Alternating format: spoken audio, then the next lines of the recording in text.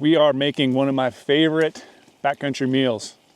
We're making black bear, rendered in black bear fat. So bear meat's actually phenomenal. A lot of people give it a hard time, don't really like it, whatever, but it is absolutely phenomenal. Even in the backcountry without any seasoning or anything. I eat all the black bear meat I can get my hands on. I usually eat it very fast when I get it home.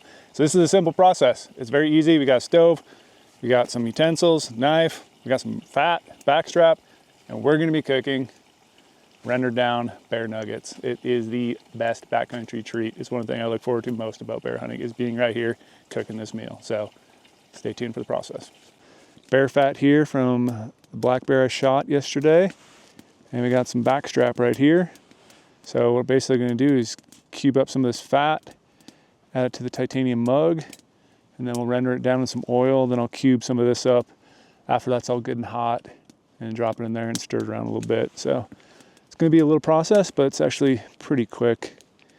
Just trying to get some of this fat cubed up small to begin with. And I try to keep the fat, like I don't want to have meat chunks on my fat. And obviously since we're rendering it, it's okay in a sense, but it just makes it cleaner and easier if we can avoid having a bunch of meat chunks. Now I'm gonna get the cup just a little bit hot.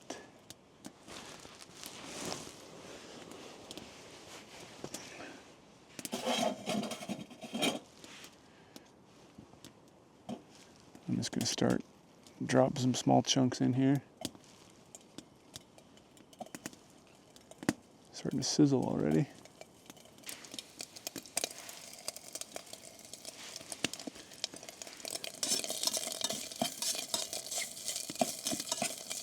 So right now we're just kind of taking the pieces of fat, looks like that, and we're just kind of processing it down in some oil.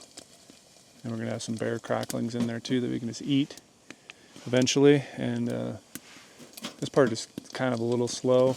I mean, you could use a little jet boil too, which is really handy. It actually might make it a lot quicker, especially if you have a jet boil that you can like do a little slow simmer, not just a blasting heat.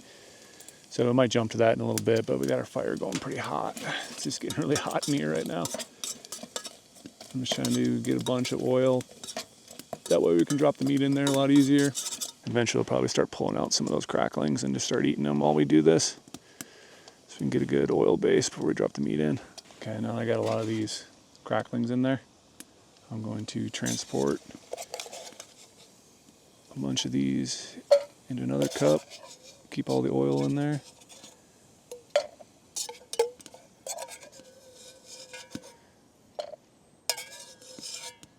And then we're going to keep repeating the process here.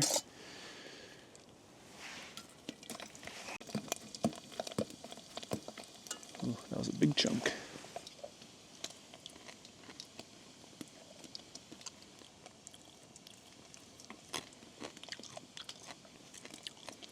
I always love these little bear cracklings. Tasty, nutritious. I need those calories for tomorrow's pack out. All right, now I got the bear backstrap here. I'm just gonna start doing a little bit of trimming and then going to cube them up really small and then toss them in the oil. So now I got the fat rendered down into some oil, and now I got some cubed up sections of bear backstrap. So I'm just gonna drop the meat in there into the oil, and then we'll let her cook.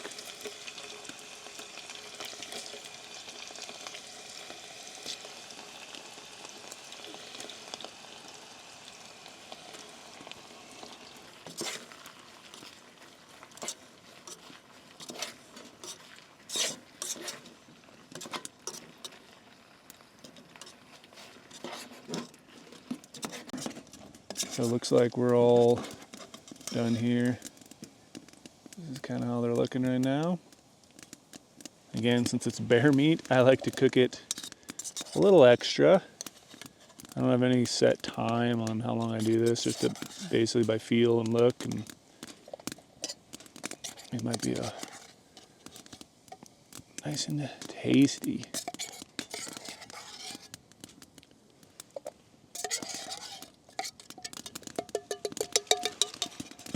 So that's how you make bear in the backcountry on a stove. Render down the bear's fat, make little tiny bear nuggies. It's so good.